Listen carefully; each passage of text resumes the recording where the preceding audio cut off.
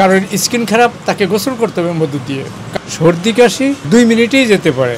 এরপরে খাওয়াবো রক্ত, সেটা যে খাওয়ার কায়দা আমি জানি, রক্ত মধু, তা দিয়ে হবে রক্তের চিকিৎসা, ব্লাড ক্যান্সারের চিকিৎসা। আমি মধু দিয়ে সব ধরনের রোগের চেষ্টা করি সারানোর জন্য, তাতে যেভাবে যেখানে দরকার। কারণ স্কিন খারাপ তাকে গোসল করতে হবে মধু দিয়ে, কালিজিরা তেল দিয়ে।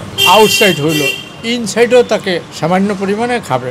কারোর মাথায় খুশকি হয়েছে, চুল উঠে যায়, তাকে মাথায় দিতে হবে। এইভাবে বিভিন্ন অঙ্গে ঢঙ্গে ওর সাথে যে অনুপেয় দরকার তা দিয়ে চিকিৎসা করা হয়। কিন্তু আমি 3টে রোগ দ্রুত করতে চাই না বা করার চেষ্টা করি না। তা হলো, কারোর হাড় ভেঙে গেছে, এটা দ্রুতই ব্যান্ডেজ করতে হবে। কারোর চামড়া কেটে গেছে, এটা দ্রুত সেলাই করতে হবে। কারো বড় টিউমার হয়ে গেছে, সেটা দ্রুত কেটে ফেলে দিতে হবে। এই 3টা বাদে আমি যেগুলো ধীরে ধীরে আসছে মানব জীবনে, ব্রেন নষ্ট হয়েছে, কেউ বাচ্চা বেলার দিয়ে ব্রেন নষ্ট হয়েছে, কথা বলতেছে না, এইগুলার চিন্তা ভাবনা করি। এগুলা যেমন আসছে ধাত্রীদের দ্বারা, আসছে ঔষধের দ্বারা, রিয়াকশন অফ মেডিসিন, তো সেগুলোকে দূর করতেও হয়তো 5 বছর 10 বছর সময় লাগতে পারে। এক্ষেত্রে ডাক্তার তার বাবা মা, তার গার্জিয়ান হইতে হবে। আমি বলে দেব, সেই কাজে সে ওইভাবে তাকে ব্যবহার করতে হবে। ব্যবহার করলে ধীরে ধীরে যাবে।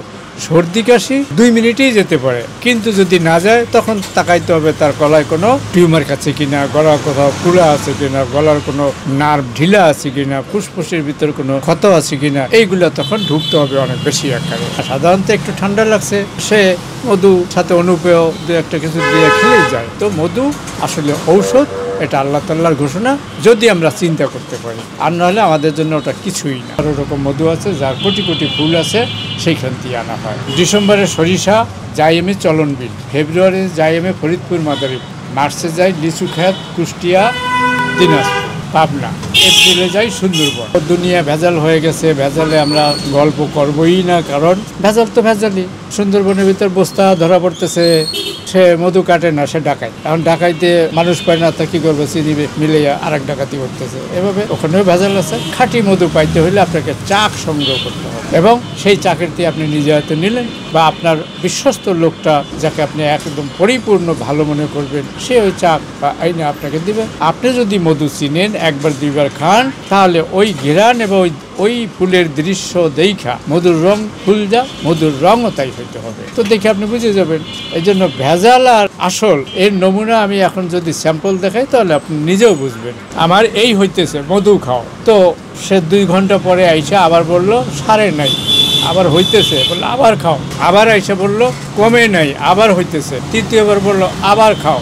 আবার খাইয়া সে কিছুক্ষণ পরে আইসা বললো আমার এখন ঠিক হয়ে গেছে। তাহলে কি দাঁড়াইলো? 3-4বারে খাইয়া হয়তো ভিতরে কোনো শক্ত টাইপের কিছু হয়েছিল, ছেড়ে গেল, যেটা হয়তো সাধারণ ঠান্ডা বা আবিজাবি কিছু। তো মধু আপনাদেরকে ধৈর্য ধরে ব্যবহার করতে হবে। খাঁটি মধু। মধু খাঁটি কখন হয়? যখন কভার হয়ে যায়। কভারের ভিতর যা আছে মধু, কভার নাই ফুলের রস। ফুলের রস খেলে আপনি আরও নষ্ট হবেন, আপনার ক্ষতি হবে। ইদানিং আমি দুধ মধু বানানোর চেষ্টা করতেছি, দোয়া করেন হয়ে যায়। হলে ওটা দিয়ে বড় বড় রোগের চিকিৎসা করবো। মধু, দুধ খাওয়াইতেছি, মধু দেব।